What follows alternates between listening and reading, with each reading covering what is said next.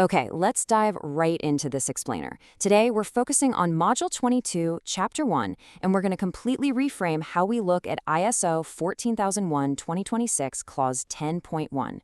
If you're anywhere near environmental management, you already know this clause is the absolute beating heart of the standard. But, and this is a big but, our source material reveals it's also one of the most frequently misunderstood parts of the whole shebang. We're going to change that right now by looking at how you actually integrate continual improvement into your strategic decision-making and your daily cycles. Now, I want you to think about this scenario for a second. If you fix a chemical leak, have you achieved continual improvement? What's really interesting here is that most organizations think the answer is a resounding yes. They patch a broken pipe, clean up the spill, retrain the operator, and proudly check the continual improvement box. But according to the ISO 14001-2026 standard, fixing a broken process is actually just a baseline correction. I mean, sure, it's absolutely necessary, but it is not what this clause is really asking for. It really boils down to this stark difference. Corrective action, which falls under Clause 10.2, is inherently reactive. It's like patching a flat tire. You're just getting back on the road. Meanwhile, continual improvement under Clause 10.1, that's proactive. It's redesigning the entire system so you don't run over the nail in the first place, or upgrading the whole engine to get better mileage.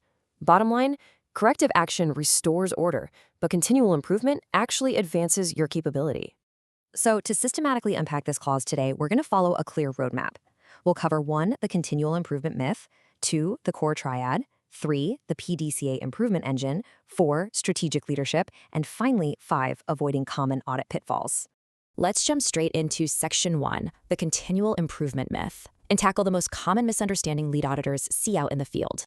Here is the crucial takeaway. Bringing your environmental management system, or EMS, back to its baseline after a failure is not an enhancement. It's just damage control.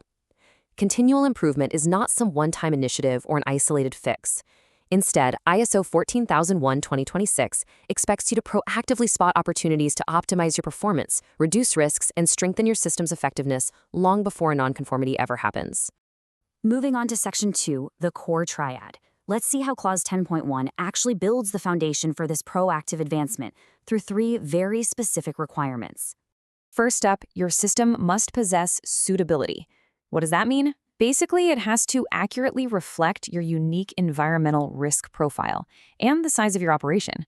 Obviously, an EMS designed for a massive multinational chemical plant is not going to be suitable for a small regional consulting firm. Suitability just ensures the framework actually fits your specific organizational context and purpose perfectly. Second is adequacy. This simply means your suitable system actually has the necessary budget, technology, and trained humans to make it work. Look, you might have a perfectly suitable plan on paper, but if you don't have the financial investment or the org structure to support it, it is not adequate. Adequacy is all about having the operational fuel to actually run the machine. Finally, we have effectiveness. This is the ultimate test, right? Is your system actually delivering measurable results? Are you hitting your intended environmental outcomes and strictly complying with all legal requirements? Effectiveness is proven through tangible, hard numbers. Things like reduced emissions, less waste generation, and better energy efficiency. Auditors are going to evaluate all 3 of these dimensions holistically because your EMS can easily fail if just one piece of the puzzle is missing. Take the first scenario here. It's a perfect fit for your context, but there's no budget. It's suitable but not adequate. That's a fail for Clause 10.1. Or what if you're well-funded but focusing on the totally wrong environmental impacts? It's adequate but not suitable. Also a fail. To hit that ISO 2026 standard, you have to constantly evaluate and elevate suitability, adequacy, and effectiveness simultaneously.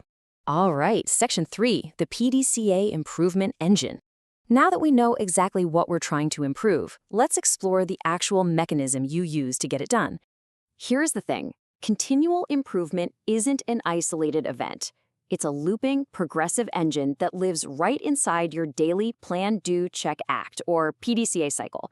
In fact, the 2026 standard explicitly requires organizations to integrate continual improvement of that EMS suitability, adequacy, and effectiveness directly within their PDCA cycles.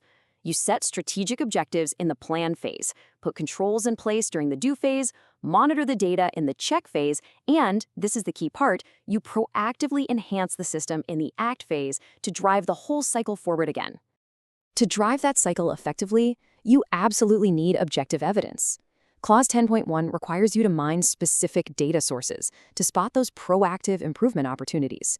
You can't just guess. You need to look at hard metrics, emissions and waste volumes, energy and water consumption, trends from your internal audits, and compliance incident reports.